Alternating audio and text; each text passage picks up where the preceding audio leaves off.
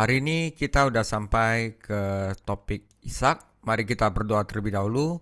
Tuhan Yesus, terima kasih atas penyertaan-Mu, baik dalam kehidupan kami sehari-hari maupun dalam pengajaran ini. Begitu banyak berkat jasmani dan berkat rohani yang telah kami terima dari Engkau. Sehingga kami makin lama makin berhikmat, makin bisa mengenal Engkau yang merupakan tujuan utama dari hidup kami dengan penuh sukacita dan damai sejahtera. Tuhan Yesus, hari ini kami akan belajar lagi. Tuhan Yesus bukakan kebenaran-kebenaran yang tersembunyi, yang terkuak di dalam pelajaran Ishak ini, saudara, sehingga kami lebih ngerti apa itu kehendak-Mu, apa yang Kau inginkan dari kami. Tuhan Yesus, dan juga Tuhan Yesus, lepaskanlah kami daripada yang jahat, jauhkanlah kami daripada pencobaan, karena Engkaulah yang punya kerajaan, kuasa, dan kemuliaan sampai selama-lamanya. Amin. Saudara, leluhur kedua setelah Abraham adalah Ishak, anak perjanjiannya. Ini cuma satu topik hari ini, jadi saya kompres, saudara. Dan Ishak, ya, habis itu barusan Yakub. Oke, Ishak umurnya lebih dari Abraham, 175 tahun. Sekitar ini, saudara, ya, 1900 sampai 1625 sebelum Masehi. Karena Abraham melahirkan Ishak pada usianya 100 tahun. Oke, kira-kira seperti itu. Saya akan mulai, ya. Ishak adalah putra dari seorang ayah yang terkenal, yaitu Abraham, dan ayah dari seorang putra yang terkenal, yaitu Yakub. Dan karena alasan-alasan tersebut, ia terkadang dianggap sebagai orang yang kurang penting di antara para leluhur. Dibandingkan dengan Abraham dan Yakub, kehidupan Ishak memang tampak konvensional dan biasa saja. Meskipun ia hidup lebih lama dari Abraham dan Yakub, hanya 6 pasal saja yang dikhususkan untuk kehidupan Ishak dalam catatan Kejadian, dan hanya satu ayat dalam Ibrani 11, yaitu di ayat 9. Saudara, Ishak adalah seorang pria yang pendiam dan suka merenung, yang lebih suka berkemas daripada pergi menghadapi musuh-musuhnya. Selama hidupnya yang panjang, ia tidak berpergian jauh dari rumah. Abraham, ayahnya, telah melakukan perjalanan panjang dari Ur ke Haran dan ke Kanaan, dan bahkan telah mengunjungi Mesir. Dan Yakub pergi ke Haran untuk mendapatkan istri Lea dan Rachel. Tetapi Ishak menghabiskan seluruh masa dewasanya sekitar di tanah Kanaan. Lebih jauh lagi, Ishak adalah bagian hidup dari rencana ilahi yang akhirnya melahirkan bangsa Yahudi dan membawa Yesus Kristus ke dunia, dan itu bukanlah sesuatu yang perlu untuk dimalukan. Cing Aisara. 我们来看以撒呀，以撒是一位著名父亲亚伯拉罕的儿子，也是一位著名儿子雅各的父亲，因此他有时被认为是孤人中的一个无助轻重的人。与亚伯拉罕和雅各相比，以撒的生活显得传统而平凡。虽然他比亚伯拉罕和雅各活得更久，但创世纪中只有6章专门描述以撒的生平，希伯来书11章中也只有一节经文在第9节。以撒是一个安静沉思的人，在创世纪24章63节，他宁愿收拾行李离开，也不愿面对敌人。在他漫长的一生中，他并没有离开家乡太远。亚伯拉罕从乌尔长途跋涉来到迦南，甚至还访问过埃及。雅各去哈兰寻找妻子，而以撒这一生都在迦南地四处奔波。此外，以撒是神圣计划的一个活生生的部分，这个计划最终诞生了犹太民族，并将耶稣基督带到了世界上，这并没有什么可羞耻的。Oke. Saudara, saya akan mulai pada masa mudanya Ishak, ya, di mana pas Ishak itu diadakan pesta perayaan eh, dewasa dia, ya, disapi. Dan di sini saya akan menggunakan bahasa Inggris karena bahasa Indonesianya kurang bagus artinya, bukan kurang bagus, kurang tepat artinya, ya. Saudara, demikianlah firman Tuhan. Pada hari Ishak disapi, Abraham mengadakan pesta perayaan di mana, ya, Genesis 21 verse 9. But Sarah saw the son of Hagar the Egyptian, whom he has born to Abraham, loving, menertawakan Ishak. So she said to Abraham, cast out this slave woman with her son, for this son of the slave woman shall not be the heir with my son Ishak. Kira-kira terjemahan Indonesia gini, setelah Sarah melihat anak dari Hagar yang dilahirkan dari Abraham menertawakan Ishak, maka dia berkata kepada Abraham, usirlah perempuan budak ini dengan anaknya, karena anak perempuan ini tidak akan menjadi ahli waris dari anak saya Ishak. Nah, saudara, ini mengandung suatu arti yang sangat besar. Reaksi Sarah terhadap tertawanya Ismail tampaknya sama sekali tidak masuk akal, tidak proporsional. Sejak kapan menertawakan menjadi kejahatan yang dapat dihukum dengan pengusiran? Apa yang membuat perilaku Ismail begitu membuat Sarah fed up, ngamuk? Saudara, ketika Ismail terlihat tertawa di pesta itu, tindakannya mengingatkan kita pada nama Ishak yang berarti dia tertawa. Kata-kata Ibrani yang terkait ini menunjuk pada gagasan bahwa Ismail tidak hanya tertawa lelucon biasa saja. Sebaliknya dia mengatakan dia adalah Ishak. Dia ingin menjadi Ishak. Artinya dia berperilaku seolah-olah dia adalah Ishak. Dia berperilaku seolah-olah dia adalah pewaris sah dari janji Allah. Nah, gagasan bahwa Ismail berusaha menjadi seperti Ishak, ini yang bahaya, saudara. Lebih masuk akal dari perkataan Sarah kepada Abraham. Akhirnya dikatakan, usirlah hamba perempuan ini beserta anaknya. Sebab anak hamba perempuan ini tidak akan menjadi ahli waris bersama-sama dengan anakku Ishak. Oke, keren ya saudara ya.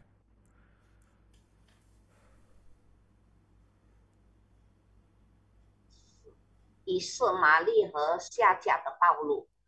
我们看呀，以撒断奶的那一天，亚伯拉罕举办了一场盛宴，其中就是在创世纪。当时撒拉看见埃及人下嫁给亚伯拉罕所生的儿子，细笑，就对亚伯拉罕说：“你把这使女和他儿子赶出去，因为这使女的儿子不可与我的儿子撒一同承受产业。”撒拉对以实玛利的笑声和反应似乎完全不成比例。从什么时候起，笑变成了可以被开除的罪名了？是什么让以实玛利的行为让撒拉如此不安？当以实玛利在宴会上笑时，他的动作让我们想起以撒这个名字，意思是他笑。这些相关的希伯来语单词表明以实玛利不只是笑，他还笑了。相反，他说以撒，也就是说，他的行为就像以撒一样，是上帝应许的合法继承人。以实玛利试图效仿以撒的想法，这比撒拉对亚伯拉罕说的话更有意义。妻住这个使女和他的儿子，因为这个使女的儿子不能和我的儿子以撒一起成为继承人。 Oke, saudara, kita lihat dulu ini adalah keturunan yang terpilih di kitab Kejadian. Tera anak Abraham. Abraham putra yang ini adalah Ishak. Ishak menikah dengan sepupunya sendiri, yaitu Ribka, ya, adiknya Laban. Dan Ishak punya anak Yakub. Yakub pun menikah dengan dua putrinya Laban, yaitu Lea dan Rachel, ya. Dan dengan itu mereka membuat 12 suku Israel, ya. Nah, saudara, jadi ini adalah sepupu, ya. Nanti saya gambarkan ini biar kita tahu bahwa Ishak itu nanti menikah dengan keluarganya sendiri. Ini penting, saudara, ya. Oke. Ishak adalah pewaris kekayaan spiritual. Ishak bukanlah seorang yang lemah. Ia hanya berbeda. Bagaimanapun, orang-orang di setiap generasi harus menemukan diri mereka sendiri dan menjadi diri mereka sendiri dan tidak menghabiskan hidup mereka dengan berusaha meniru leluhur mereka. Ishak ya Ishak, Abraham ya Abraham. Ishak nggak banyak pergi, Abraham banyak pergi, nggak menandakan bahwa Ishak lebih kurang dari Abraham. Tetapi Tuhan akan memakai orang sesuai dengan kehendaknya. Ya, putra sulung Abraham, Ismail, tidak dipilih menjadi anak perjanjian dan pewaris berkat-berkat perjanjian. Allah berjanji untuk memberkati Ismail dan menjadikannya bangsa yang besar, dan dia menepati janjinya. Tetapi perjanjianku akan kuadakan dengan Ishak. Ismail hadir di pemakaman ayahnya, tetapi dia tidak dicantumkan dalam surat wasiat ayahnya. Oke? Tetapi saudara, bagian terpenting dari warisan Ishak itu bukanlah kekayaan materi besar yang ditinggalkan ayahnya. Warisan Ishak yang terpenting adalah kekayaan rohani dari ayah dan ibunya dan menjadi penerus dari generasinya akan melahirkan Yesus Kristus. Warisan Ishak adalah mengenal dan mempercayai Allah yang benar dan hidup dan menjadi bagian dari berkat-berkat perjanjian yang telah dianugerahkan Allah dengan murah hati kepada Abraham dan Sarah serta keturunan mereka. Nah, saudara, ketika kita menikah dan punya anak itu langsung kamu metraikan aja. Langsung kamu metraikan. Karena betapa tragisnya ketika anak-anak umat Kristen yang taat berpaling dari warisan rohani, mereka yang tak ternilai. Dan seperti Ismail dan Esau, hidup untuk dunia dan daging, bukan untuk Tuhan. Itu gawat, ya saudara. 我们看精神财富的继承人。以撒并不是一个软弱的人，只是不同而已。毕竟每一代人都必须找到自己，做自己，而不是花一生去模仿他们的祖先。亚伯拉罕的长子以色玛利没有被选为应许之子和圣约祝福的继承人，神应许要祝福以色玛利，使他成为一个伟大的国家。他也履行了他的诺言，但我会以以撒立业。以色玛利出席了他父亲的葬礼，但他没有被列入他父亲的遗嘱中。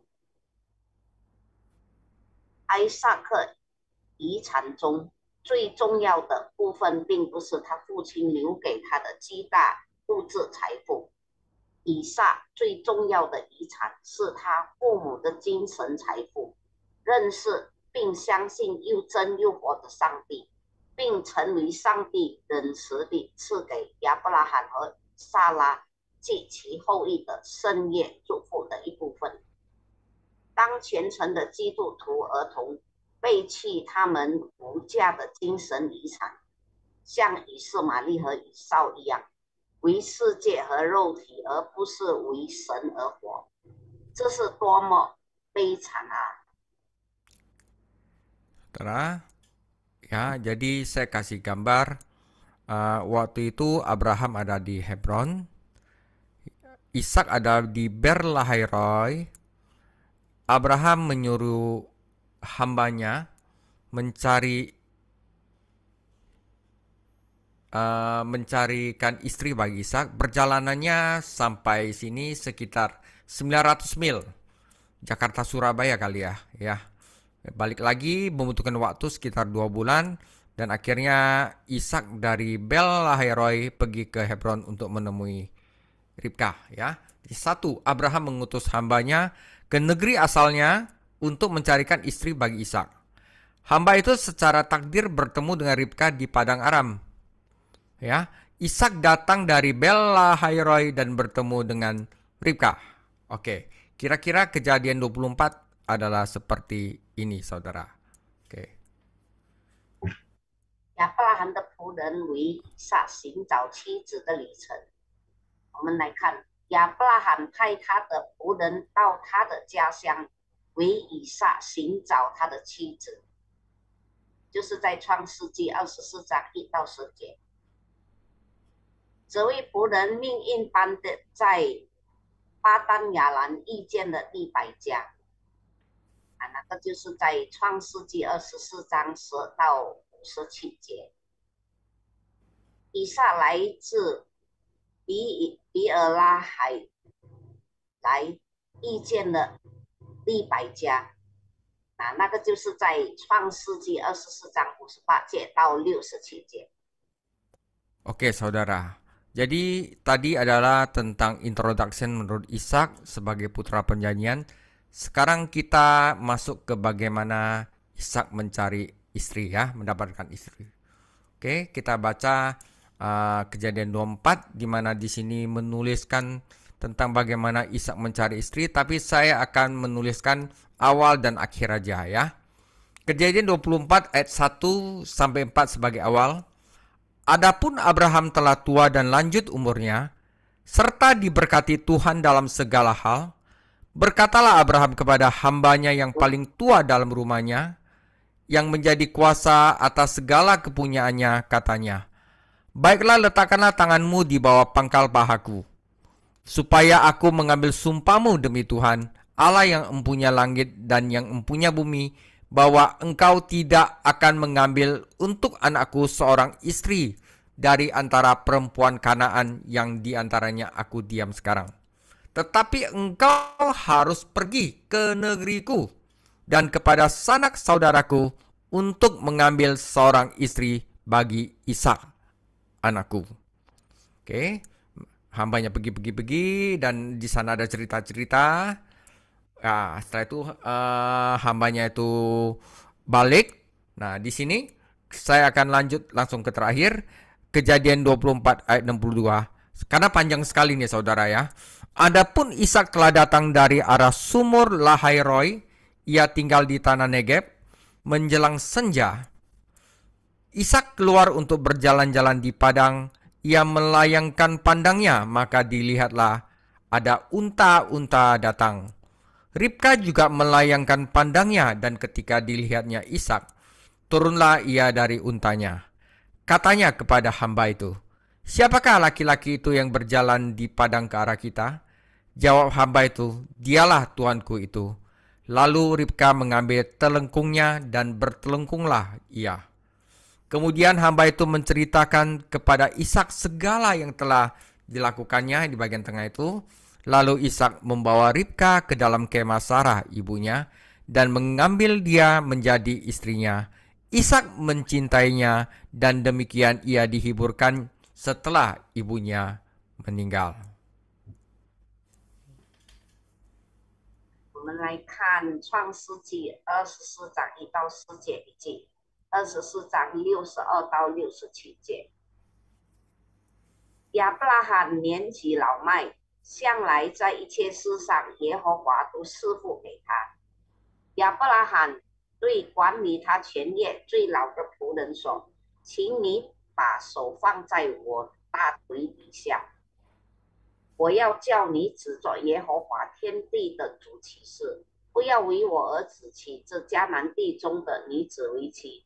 你要往我本地本住去，为我的儿子以撒娶一个妻子。”那时以撒住在南地，刚从比尔拉海来回来。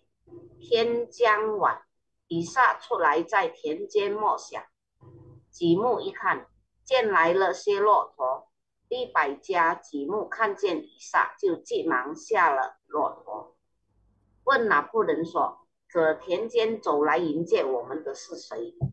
仆人说：“是我的主人。”利百加就拿帕子蒙上脸，仆人就将所办的一切事都告诉以撒，以撒便领利百加进了他母亲撒拉的帐篷，娶了她为妻，并且爱她。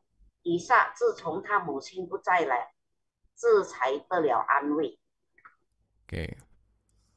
Saudara, ada satu kehendak Tuhan di sini dalam cerita Ishak, yaitu kita jangan menjadi pasangan yang tak seimbang. Itu sebabnya Abraham memerintahkan dengan sumpah kepada hambanya, jangan carikan anakku, putri perempuan Kanaan, itu harus dari keluargaku. Nah, saudara, kita mulai aja. Aneh rasanya bahwa bab terpanjang dalam kitab Kejadian menceritakan kisah tentang bagaimana seorang pria mendapatkan istrinya. Meskipun itu merupakan topik penting dan ini tentu saja merupakan kisah yang indah, apakah itu pantas mendapat tempat sebanyak itu? Saudara, hanya 31 ayat yang dikhususkan untuk kisah penciptaan dalam kitab Kejadian 1. 67 ayat ini diizinkan untuk menceritakan bagaimana Ribka menjadi istri Ishak. Mengapa? Untuk satu hal, pasal ini menekankan pemisahan kekudusan.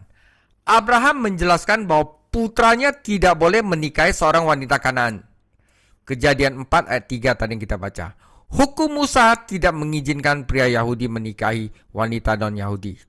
Dan ini adalah kehendak Allah yang tercantum dalam kitab Kejadian ini, cerita tentang Ishak ini, bahwa orang percaya dewasa ini juga tidak boleh menikahi orang tidak percaya apapun alasannya. Kalau tidak, mereka akan menerima konsekuensi yang cukup besar. Oke? Ada di 2 Korintus 6 ayat 14 sampai 18, 1 Korintus 7 ayat 39 sampai 40. Saudara, kitab Kejadian 24 ini merupakan dorongan yang besar bagi mereka yang menginginkan kehendak Tuhan dalam memilih pasangan. Dewasa ini, meskipun kita tidak menggunakan cara yang sama seperti hamba Abraham, prinsip-prinsipnya masih berlaku.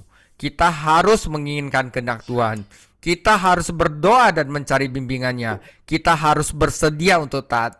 Dan kita harus waspada terhadap apa yang sedang dilakukan Tuhan. 要成为不平衡的夫妻。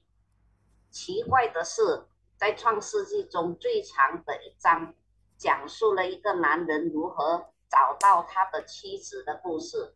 虽然只是一个重要的话题，而且确实是一个美丽的故事，但它值得那么多篇幅吗？创世纪第1章中只有31节经文专门讲述创世纪故事，67节经文可以讲述利百加如何成为以撒的妻子。为什么呢？一方面，这篇文章强调分离。亚伯拉罕解释说，他的儿子不应该娶迦南女子为妻。摩西律法不允许犹太男子娶非犹太女子，在申命记第7章1到11节那边讲述。今天的信徒也不应该与非信徒结婚，那个是在林后6章14到18节，以及林前7章39到40节。创世纪24章对于那些渴望神旨意来显制办理的人说，是一个极大的鼓励。今天我们虽然不再用亚伯拉罕仆人的方法，但原则仍是适用。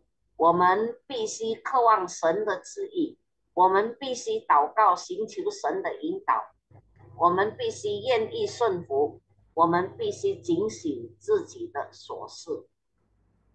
Oke, saudara, ya. Saudara, cerita ini juga ada pesan teologinya. Tentu saja ketika suami dalam cerita itu adalah Ishak, putra terkasih Abraham, maka narasi ini menjadi lebih penting. Bagaimanapun, Ishak adalah mata rantai hidup berikutnya dalam rangkaian berkat yang berpuncak pada kelahiran Juru Selamat, Yesus Kristus. Jadi, apapun yang terjadi pada Ishak adalah yang paling penting dalam rencana keselamatan Allah yang agung. Namun, pasal ini melampaui sejarah dan masuk ke dalam teologi. Ini memberi kita gambaran tentang Bapa Surgawi yang mendapatkan pengantin bagi putranya. Seperti Abraham menyuruh hambanya untuk mencarikan istri bagi putranya dari keluarganya sendiri, sama dengan Allah Bapa mengutus Roh Kudus untuk mencari pengantin, mempelai bagi Yesus Kristus dari keluarganya, yaitu orang yang sudah lahir dalam kerajaan Allah. Ya, gereja dibandingkan dengan seorang pengantin. Ya, 2 Korintus 11 ayat 2 sampai 3. Nanti di bawah itu saya akan tulis. Dan Efesus 5 ayat 22 sampai 33. Dan selama zaman sekarang ini, Roh Kudus, yaitu hamba yang digambarkan dalam ini, memanggil orang-orang percaya untuk percaya kepada Kristus dan tanda kutip menikah dengan dia, menjadi satu dengan dia. Unsur-unsur yang terlibat dalam pernikahan Ishak dan Ribka ini juga terlibat dalam pernikahan Kristus dan gerejanya. Ya, 2 Korintus 11 ayat 2, sebab aku cemburu kepada kamu dengan cemburu ilahi, karena aku telah mempertunangkan kamu kepada suatu laki-laki untuk membawa kamu sebagai perawan suci kepada Kristus.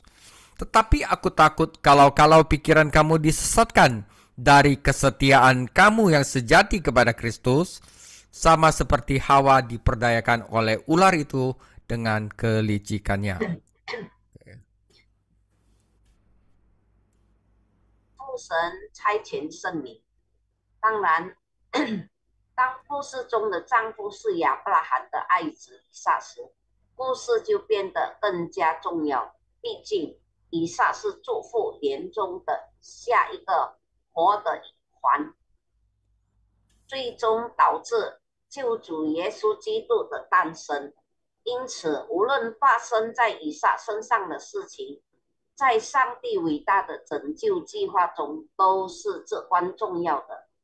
然而，本章超越了历史，进入了神学，只为我们描绘了天父为他的儿子寻找新娘的画面。在马太福音22章1到14节，教会被比作新娘。在哥林多后书11章2到3节，以及以弗所书5章22到33节。在当今时代，圣灵呼召人们相信基督并与他结婚。罗马书7章4节，以撒和利百加的婚姻所设计的因素，也设计基督和他的教会的婚姻。在创世纪24章2节，我为你们起的愤恨，原是神那样的愤恨，因为我曾把你们许配一个丈夫，要把你们如同贞洁的童女献给基督。不是 ，sorry， ini kayaknya bukan 创世纪lah. Ya, 2 Korintus saya salah tulis ini. Ya, oke, nggak apa-apa. Nanti itu. Saudara, kita lihat perjalanan Ishak mencari istri, ya. Jadi unta menempuh jarak sekitar 25 mil sehari dan dapat menempuh jarak 60 mil jika dipaksa. Sementara pejalan kaki rata-rata berjalan sekitar 20 mil sehari. Oke, karena itu saudara, kawanan 10 unta berserta para pelayan dan pengawalnya dapat dengan mudah menempuh perjalanan dari Hebron ke Mesopotamia dan kembali, yaitu sekitar 900 mil dan waktu kurang dari 2 bulan. Ya, hamba setia itu adalah tipe orang yang tidak mengizinkan penundaan dan ingin menyelesaikan tugasnya dengan sukses. Tentu saja, Abraham dan Ishak berdoa untuknya dan misinya, dan doa mereka terjawab. Ishak menggambarkan Tuhan kita, Yesus Kristus dalam kelahirannya yang ajaib. Saudara ya, Kejadian 21. Dan dalam kesediaan menati ayahnya dan menyerahkan nyawanya. Akedah. Waktu dia ingin diikat ya, kita sudah belajar itu. Kita memperhatikan saudara, ini lihat penting sekali, bahwa ayat 19 di Akedah tidak memberitahu kita bahwa Ishak kembali bersama ayahnya di Gunung Moria. Ya, jadi waktu dipersembahkan tidak ditulis bahwa Ishak turun sama ayahnya. Meskipun tentu saja dia melakukannya, saudara, ini menggambarkan kenaikan Tuhan Yesus. Dia kembali ke kemuliaan untuk menunggu waktu untuk menerima pengantinnya. 1 Tesalonika 4 ayat 13 sampai 18. Nah, Ishak tidak tinggal bersamanya dengan ayahnya itu karena dia ada di Bel Lahoroi, berada di sebelah selatan Hebron, di mana ayahnya ada di Hebron. Saudara, tujuannya adalah dia bersiap untuk membangun rumahnya sendiri seperti Kristus. Ya, siap membangun rumah bagi kita pengantinnya.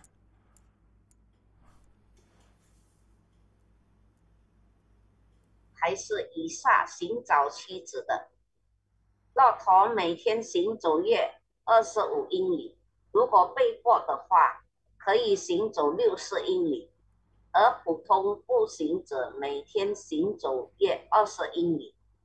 一群蛇头骆驼及其仆人和保镖，可以在不到2个月的时间内，轻松地从西伯伦前往米索波大米亚，并返回约900英里。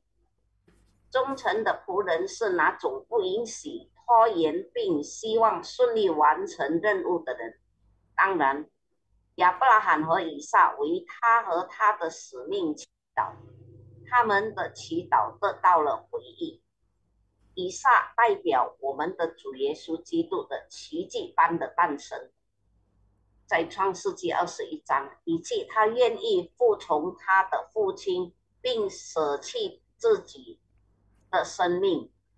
在创世纪22章，我们注意到第19节并没有告诉我们以撒和他的父亲从摩利亚山回来了，尽管他当然告诉了我们，这表明我们的主的升天，他回到荣耀中，等待迎接他心腹的时候，就是在帖撒罗尼迦4章13到18节。艾撒克当时并不和他的父亲住在一起，而是在西伯伦南部准备建造自己的家。Pertemuan dengan Ribka. Kejadian 24 ayat 63 menunjukkan bahwa Ishak adalah seorang pria yang pendiam dan suka merenungkan hal-hal tentang Tuhan dalam kesunyian. Ya, seperti Mazmur 1 dan 2, Ishak itu demen sendiri dan merenungkan firman Tuhan siang dan malam, ya. Gambaran Tuhan Yesus juga. Istrinya itu merupakan tipe yang aktivis, suka gerak, ya. Jadi akan ada keseimbangan yang baik di rumah mereka. Ishak suka diam, istrinya suka gerjain segala sesuatu. Nah, saudara, namun keduanya saling melihat dari kejauhan dan Ribka turun dari tunggangannya sehingga ia dapat menemuinya dengan berjalan kaki. Ya, waktu dia tahu ada Ishak, dia turun dari tunggangannya karena masa itu dianggap sebagai pelanggaran etika jika wanita menunggangi binatang di hadapan seorang pria asing. Ia juga mengenakan kerudung panjang yang merupakan tanda kesopanan dan ketundukannya. Penting untuk dicatat bahwa Ishak bertemu dengan mempelai perempuannya pada waktu senja, ya, kita sudah baca, pada waktu senja dilihatlah unta-unta itu. Ini menandakan bahwa ketika Yesus Kristus datang ke gerejanya, saat itu akan menjadi masa kegelapan rohani. Orang-orang tidak lagi pengen suka firman Tuhan. Mereka suka kebohongan, mereka suka drama, mereka telah disihir oleh nabi-nabi palsu sehingga mereka percaya kebohongan sebagai kebenaran. Itu adalah masa kegelapan rohani. Ya, sama seperti hari baru telah menyingsing bagi Ribka, demikian pula kedatangan Yesus Kristus akan mengantar masuk hari baru bagi umatnya. 1 Tesalonika 5 ayat 1 sampai 11. Namun, pertemuan itu melibatkan sekedar dari pengakuan mempelai perempuan oleh mempelai laki-laki, ya. Roh Kudus memberikan kesaksian tentang dirinya. Hamba itu juga memberikan pertanggungjawaban tentang dirinya kepada anak tuannya. Oke, saudara.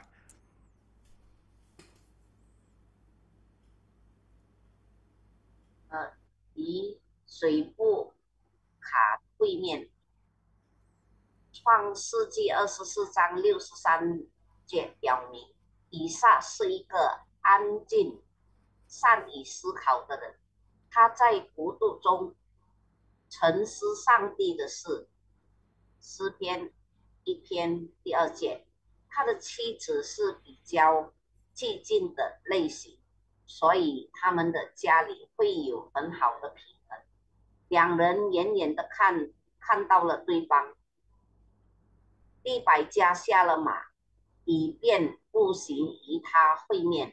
在那个时代，女性在陌生男性面前骑动物被认为是违反道德的行为。他还戴着一条长头巾，只是他谦虚和顺从的标志。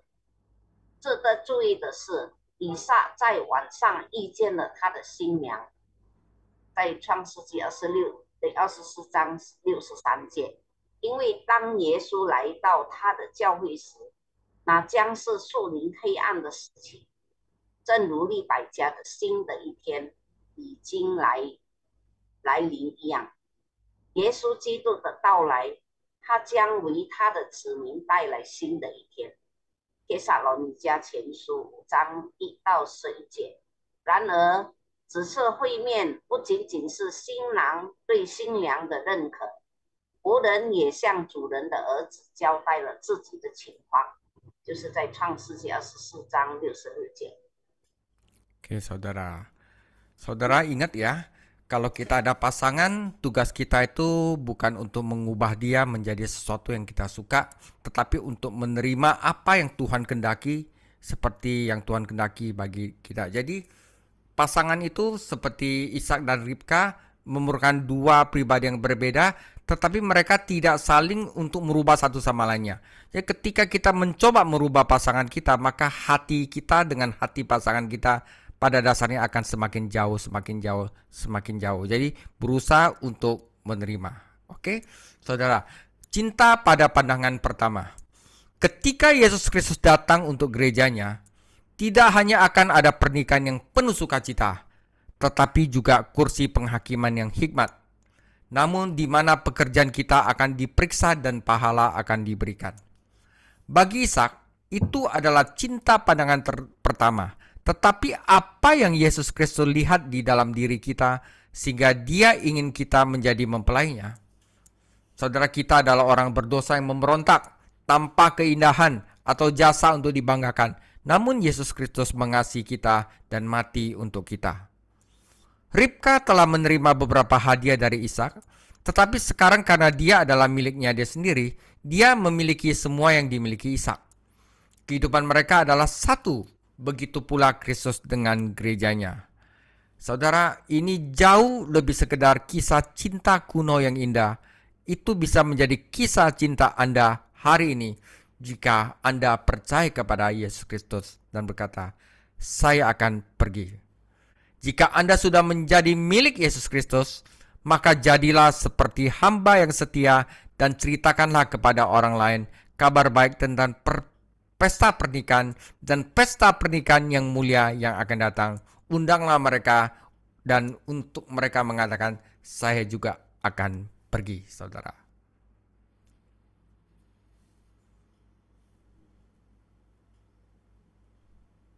这个是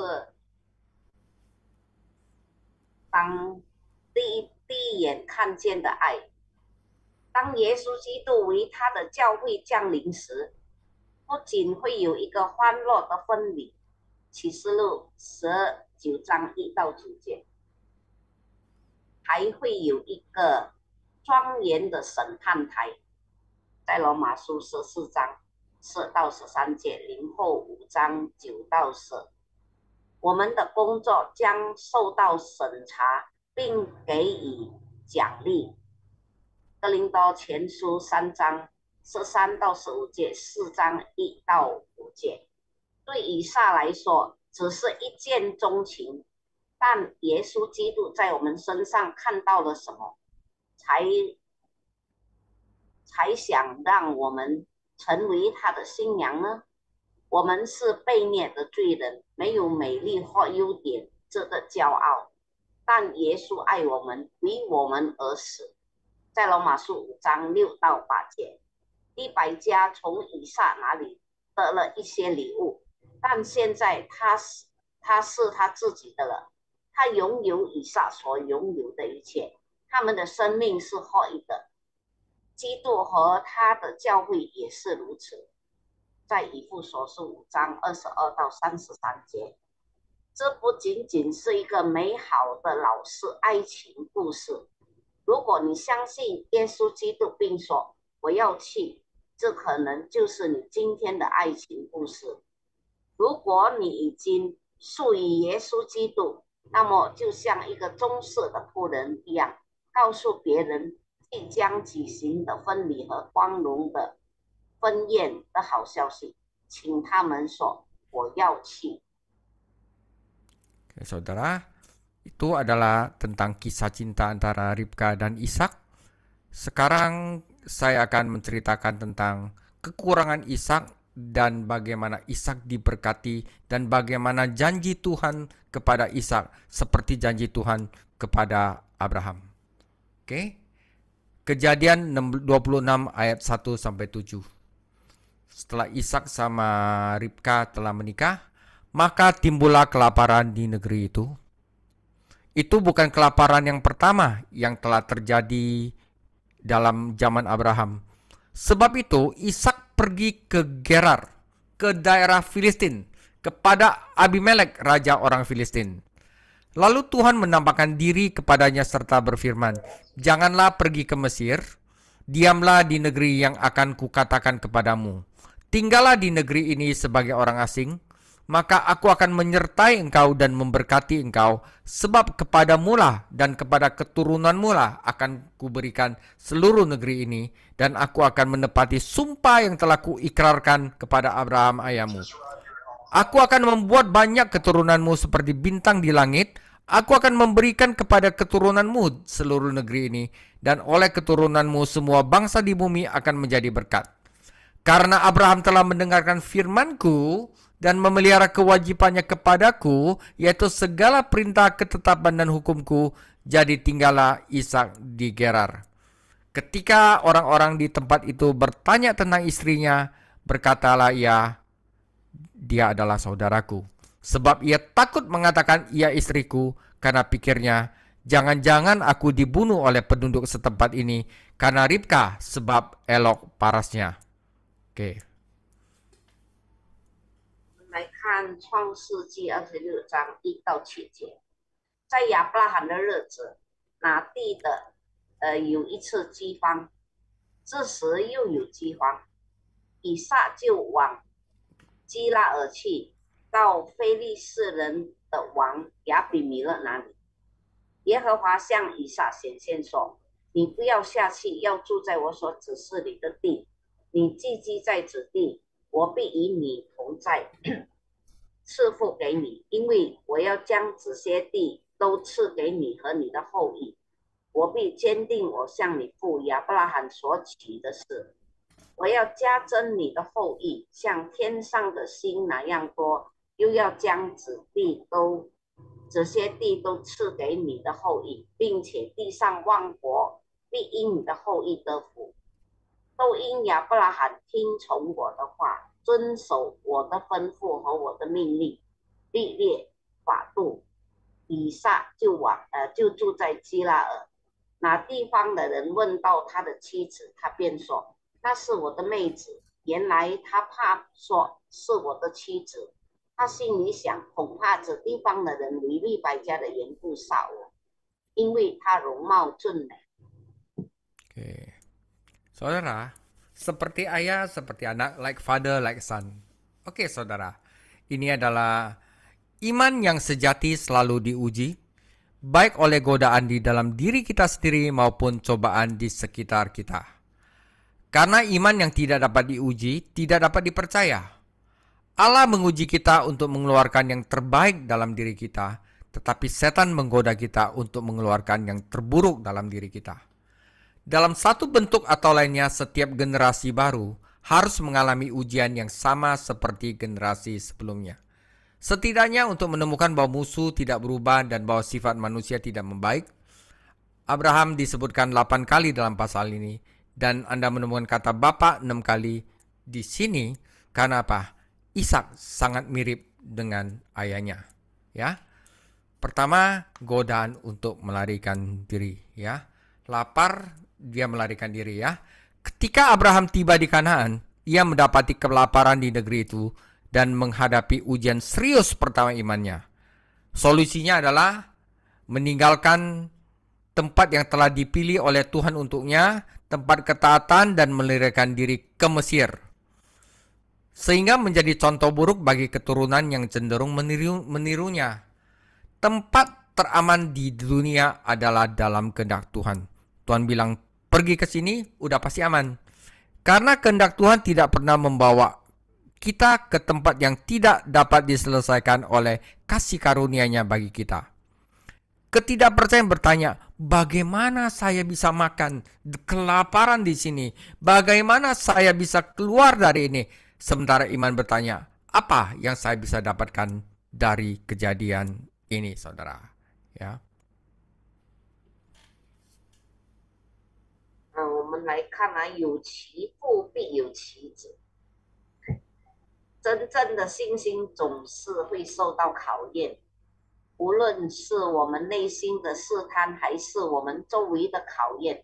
在雅各书1章1到18节，因为未经考验的信心是不可信任的。上帝考验我们，是为了让我们发挥出最好的一面，但撒旦却引诱我们，让我们表现出最坏的一面。以这样或那样的形式，每一代新人都必须经历与上一代人相同的考验，至少发现敌人没有改变，人性没有改善。本章中8次提到亚伯拉罕，你会发现父亲这个词6次。以撒非常像他父亲的儿子。逃跑的诱惑。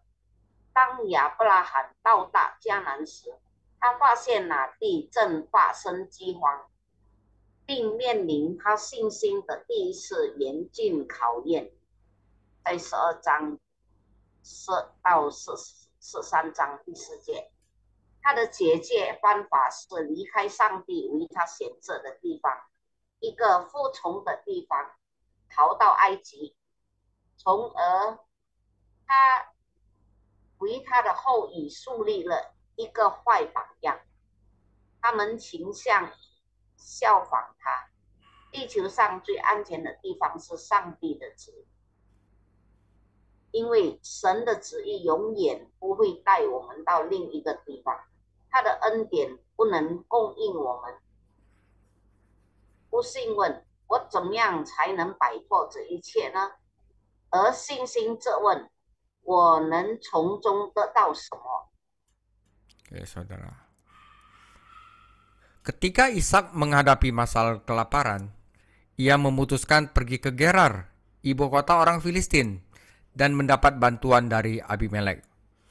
Ishak dan Ribka mungkin tinggal di Bir Lahairoi pada waktu itu, yang berarti mereka melakukan perjalanan sekitar 70 mil ke timur laut untuk mencapai ke Gerar. Bahkan setelah tiba di Gerar, Ishak dan Ribka mungkin tergoda untuk pergi lagi ke selatan ke Mesir, tetapi Tuhan telah memperingatkan mereka untuk tidak mempertimbangkan kemungkinan itu. Ya, Tuhan mengizinkan Ishak untuk tetap tinggal di Gerar, yaitu tempat daerah Filistin, dan berjanji untuk memberkatinya. Allah telah berjanji kepada Abraham bahwa keturunannya akan bertambah banyak dan suatu hari akan memiliki semua tanah itu. Jadi Ishak berhak tinggal di sana selama Allah berkenan. Allah memberkati Ishak karena Abraham, sama seperti ia telah memberkati orang-orang percaya saat ini karena Yesus Kristus.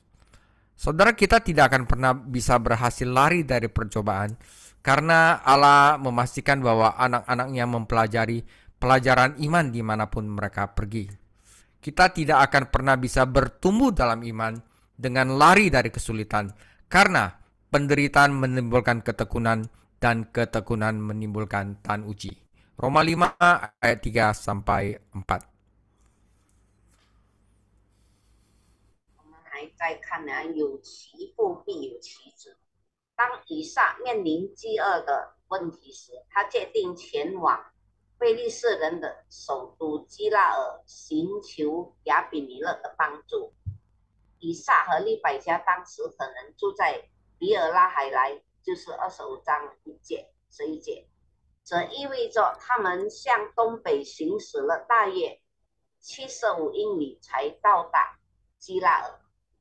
即使到达基拉尔后，以撒和利百加可能仍会受到诱惑南下前往埃及，尽管上帝警告他们不要考虑这种可能性。神允许以撒留在非利士人，并应许赐福给他。上帝应许亚伯拉罕，他的后裔将会繁荣，有一天会拥有所有土地。因此，只要上帝愿意，以撒就有权留在哪里。就是在12章2节到3节，13章16节，15章第5节，17章第3到第8节，22章15到18节。神为亚伯拉罕的缘故祝福以撒，在25章5节跟24节，正如他今天因耶稣基督的缘故祝福信徒一样。我们永远无法成功逃脱考验，因为上帝确保他的孩子无论走到哪里，都能学习信仰的课程。我们永远无法通过逃避困难而在信心上成长，因为苦难生忍耐，忍耐生忍耐，在罗马书5章3到10节。 Oke, saudara. Satu lagi seperti Abraham, Ishak mengatakan dia adalah adikku, ya.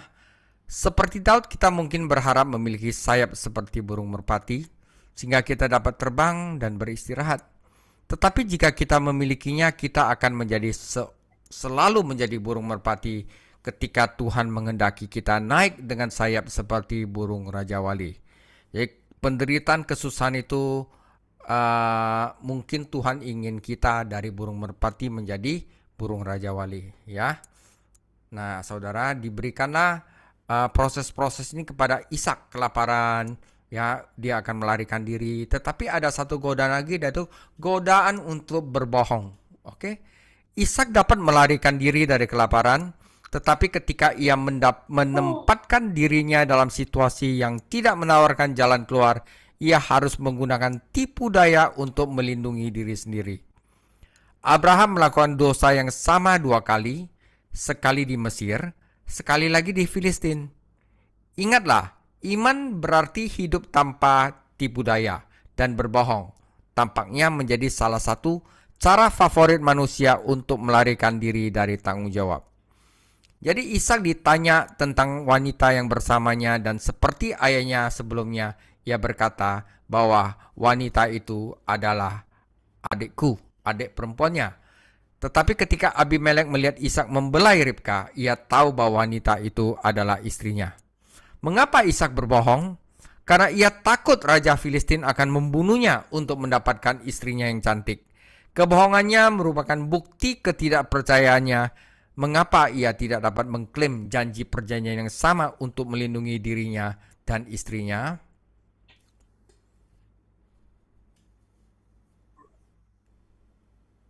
她是我的妹妹，像大卫一样，我们可能希望自己有像各自一样的翅膀，这样我们就可以飞翔和休息。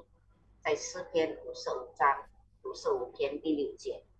但如果我们拥有他们当上帝希望我们骑在翅膀上，像鸽子一样时，我们将永远是鸽子音。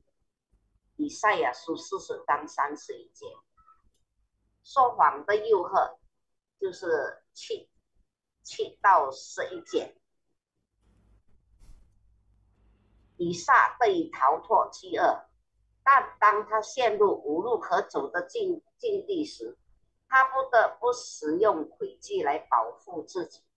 亚伯拉罕犯了2次同样的罪，一次在埃及，一次在非利士人的地。请记住，信仰意味着不欺骗的生活，而说谎似乎是人类最喜欢逃避责任的方式之一。当有人问以撒关于与他在一起的哪个女人时，就像他父亲亚伯拉罕一样，他说她是他的妹妹。但当亚比米勒看见以撒无谋利百加时，他就知道那女人就是他的妻子。以撒为何撒谎？因为他害怕非利士王为了得到他美丽的妻子而杀了他。他的谎言证明了他的不幸。为什么他不能要求同样的圣约应许来保护自己和他的妻子呢？ Oke. Saudara, ini satu motivasi ya. Kebenaran selalu kuat walaupun sepertinya lemah. Ya. Penyair Inggris John Dryden menulis, kebenaran adalah dasar dari semua pengetahuan dan perekat semua masyarakat. Ketika orang tidak menepati janjinya, fondasi masyarakat mulai goyang dan segala sesuatu mulai runtuh. Rumah tangga yang bahagia, persahabatan yang langgeng, bisnis yang berkembang, pemerintahan yang stabil, dan gereja yang efektif, semuanya bergantung pada kebenaran untuk keberhasilan mereka. Satu lagi orang bernama pendeta Amerika Philip Brook berkata, kebenaran selalu kuat, tidak peduli seberapa lemah kelihatannya, dan kepalsuan selalu lemah, tidak peduli seberapa kuat kelihatannya. Kebenaran adalah perekat, kepalsuan adalah pelapis. Saudara, ketika Ishak menemukan dirinya dalam kesulitan, Ishak tergoda untuk lari dan berbohong. Dan kita juga menghadapi godaan yang sama saat ini. Ishak menyerah pada godaan dan ketahuan. Sungguh hari yang menyedihkan ketika orang-orang belum bertobat seperti Abimelek secara terbuka menyingkapkan hamba-hamba Tuhan karena berbohong. Meskipun memiliki banyak materi, Ishak tetap menderita karena kebohongannya. Karena berkat yang diterimanya membawa beban dan pergumulan dalam hidupnya. Melihat kekayaan yang begitu besar, orang Filistin merasa iri kepadanya dan memutuskan bahwa ia merupakan ancaman bagi keselamatan mereka. 真理总是强大的，即使它看起来很弱。英国诗人约翰·德莱顿写道：“真理是所有知识的基础，也是所有智慧的粘合剂。当人们不信守承诺时，智慧的基础就会开始动摇，一切都会开始崩溃。幸福的家庭、持久的友谊、蓬勃发展的企业、稳定了政府和有效的教会都依赖于真理的成功。”美国牧师菲利斯普克说：“真理总是强大的，无论它看起来多么脆弱；谎言总是软弱的，无论它看起来多么强大。真理是胶水，虚假是陪衬。”当以撒发现自己陷入困境时，他很想逃跑和撒谎。今天我们也面临着同样的诱惑。以撒却不以诱惑并被发现，当向亚比米勒这样未归正的人公开揭露上帝的不能说谎时，只是令人悲伤的一天。尽管以撒拥有许多物质上的祝福，但他仍然因为他的谎言而受苦，因为他所得到的祝福给他的生活带来了负担和挣扎。非利士人看到他饥饿财富，嫉妒他，认为他对他们的安全构成威胁。Oke, saudara. Jadi kasihan ya Ishak karena bohong, Allah mendisiplinkannya. Dia punya harta tetapi tidak bisa menikmatinya karena tetangga-tetangganya iri sama dia, ya. Jadi situasi serupa terjadi ketika orang Yahudi bertambah banyak di Mesir, ya waktu nanti keluaran, dan orang Mesir itu takut orang Yahudi menjadi ancaman, akhirnya mereka memperbudak orang Yahudi.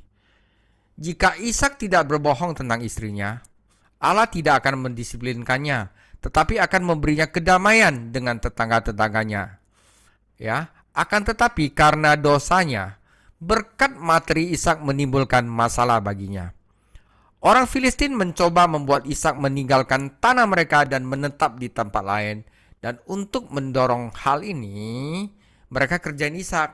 Mereka menutup sumur-sumur Abraham dan merampas air yang sangat dibutuhkan oleh kawanan ternak Ishak. Istilahnya disabotase lah. Jadi air merupakan komoditas yang sangat berharga di timur dan sumur-sumur yang memadai diperlukan jika Anda ingin berhasil di tanah itu. Krisis itu terjadi ketika raja memerintahkan Ishak untuk pindah dan Ishak patuh. Kemanapun Ishak pergi, musuhnya mengikutinya dan menyita sumur-sumur milik ayahnya dan juga sumur-sumur baru yang digali oleh para hamba Ishak. Menemukan sumur dengan mata air merupakan berkat yang istimewa karena sumur-sumur itu menjamin air segar setiap saat. Tetapi orang Filistin juga mengambil sumur itu. Nah, saudara, di sini ada nama sumur, nama-nama sumur baru yang digali oleh orang-orang Ishak, menyingkapkan masalah-masalah yang ia hadapi dengan tetangganya. Ya, satu sumur namanya Esek, itu berarti perselisihan, dan Sitna berarti kebencian. Oke.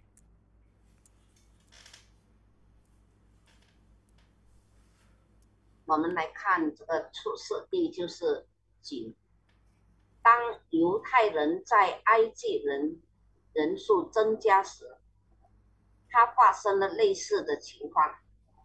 参见 X1到8本。如果以撒没有在妻子的事上撒谎，上帝就不会管教他，反而会让他与邻舍和睦相处。箴言16章第7节。然而由于他的罪，以撒的物质祝福给他带来了问题。非利士人试图让以撒离开他们的土地，并在其上地方定居。为了鼓励这一点，他们封锁了亚伯拉罕的水井，并剥夺了以撒羊群寄息的水。在东方，水是一种宝贵的商品。如果你想在这片土地上取得成功，就必须有足够的水井。当国王命令以撒移动时，危机发生了，以撒服从了。无论以撒走到哪里，敌人都尾随他，没收了他父亲的水井以及以撒的不能挖的新井，找到一口有泉水的井。第19节是一个特别的祝福，因为它可以保证随时有淡水。但非利士人也占领了那口井。以撒的人挖的新井的名字揭示了他与邻居之间的问题，因为以撒的埃塞克的意思是不和，希特纳的意思是仇恨。Oke, saudara. Jadi sumur-sumur yang digali oleh hamba-hambanya Ishak itu, ya, itu dirampas oleh Filistin dan di sana dikasih nama perselisihan, ya, dan bertengkar, berselisihan dan satu lagi adalah kebencian. Oke. Ayatnya ada di sini. Kejadian 26 ayat 18 sampai 24, ya. Kemudian Ishak menggali kembali sumur-sumur yang digali di zaman Abraham, ayahnya, yang telah ditutup oleh orang Filistin sesudah Abraham mati. Disebutkanlah nama-nama sumur itu menurut nama-nama yang telah diberikan oleh ayahnya. Ketika hamba-hamba Ishak menggali di lembah itu, mereka mendapati di situ mata air yang berbual-bual airnya.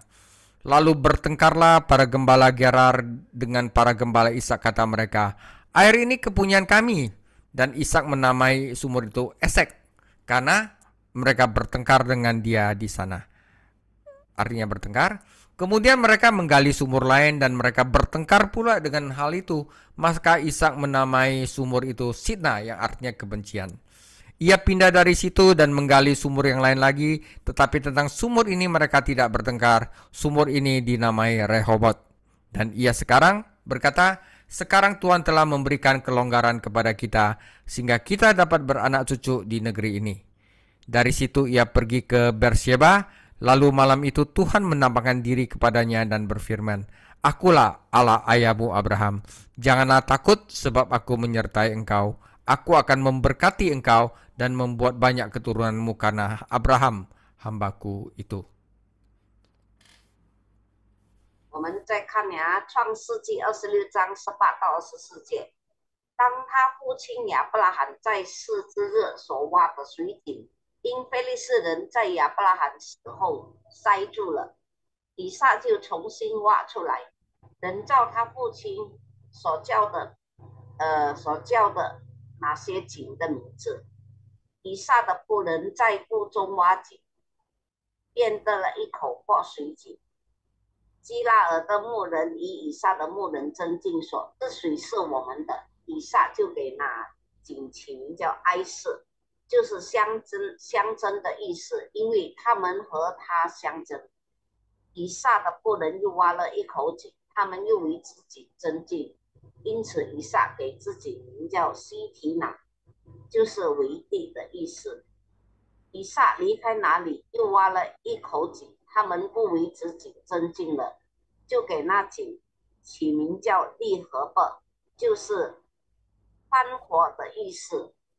他说：“耶和华现在给我们宽阔之地，我们必在此地昌盛。”以撒从那里上别是巴去。当夜，耶和华向他显现说：“我是你父亲亚伯拉罕的神，不要惧怕，因为我与你同在，要赐福给你，并要为我仆人亚伯拉罕的缘故，使你的后裔繁多。” Oke, saudara. Ini udah mau habis, saudara ya. Gunakan hikmat dari atas. Tetapi Rehobot berarti perluasan, karena Ishak akhirnya menemukan tempat di mana ia ditinggal sendirian tanpa ada gangguan dari Filistin dan memiliki cukup ruang untuk perkemahannya dan kawanan ternaknya.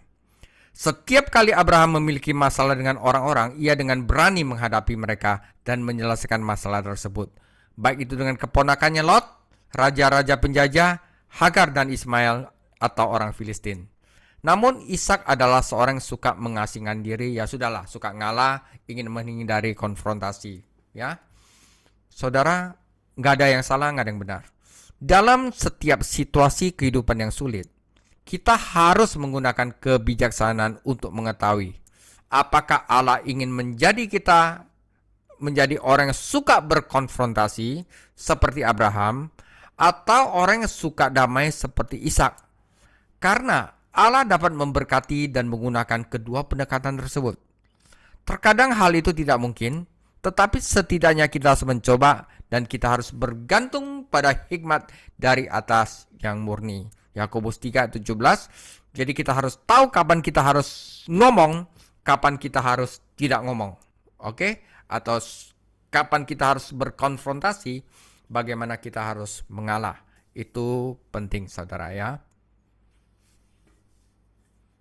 我们们要利用上头来的智慧。但利和波斯的意思是扩张，因为以撒终于找到了一个地方，可以让他独自一人，并有足够的空间容纳他的营地和羊群。每当亚伯拉罕与人之间发生问题时，他都会勇敢面对并解决问题，无论是与他的侄子罗德，在13章5到18节，这名国民第14章，夏甲和以色玛利21章9节，还是以非利士人22节以下。但以撒是一个喜欢孤立自己、避免对抗的人。在每一个困难的人生境遇中，我们必须用智慧来知道神是要我们成为像亚伯拉罕一样对抗的人，还是像以撒一样和平的人。因为这两种方法神都可以祝福并使用，有时这是不可能的，但我们至少必须尝试，并且我们必须依靠从上头来的纯净智慧，就是在雅各书3章17节。Oke, saudara, sebagai penutup, melihat pengalaman Ishak dari sudut pandang rohani, kita dapat memetik pelajaran. Oke, dalam Alkitab, sumur terkadang melambangkan berkat dari tangan Tuhan. Oke, ini ada referensinya. Nanti lihat sendiri, saudara. Nah, saudara, seperti gereja terus menjadi sesuatu yang baru. Wah, harus gini, harus gini. Padahal yang kita perlukan hanyalah menggali kembali sumur-sumur lama kehidupan rohani yang telah diandalkan umat Allah sejak awal. Wah, kita harus cara ini nih, harus gini, harus progresif atau enggak, saudara. Kita cari aja cara-cara kehidupan rohani yang diandalkan umat Tuhan sejak awal, ya. Firman Tuhan, doa, penyembahan, iman, kuasa roh, pengorbanan, pelayanan, sumur-sumur yang telah kita biarkan dahulu itu telah terisi oleh musuh. Saudara, di dalam sejarah gereja, setiap kali terjadi kebangkitan kuasa rohani dalam sejarah gereja, itu terjadi karena seseorang telah menggali kepada sumur-sumur lama, sehingga roh Allah yang memberi hidup dapat bebas bekerja. Di mana gereja-gereja banyak pelencengan-pelencengan dengan hal-hal yang baru, back to Bible, kembali lagi kepada hal-hal yang lama. Saudara, demikianlah pelajaran yang dapat kita petik dari Ishak, ya. Kita akan lanjutkan pembahasan mengenai keluarga Ishak dan Ribka, yang mempunyai anak kembar yaitu Esau dan Yakub. Topik 2 minggu lagi adalah Yakub sang penipu. Tuhan Yesus memberkati. 这个就是结束的经文。从属灵的角度来看以撒的经历，我们可以学到重要的教训。在圣经中，水井有时象征着上帝之手的祝福。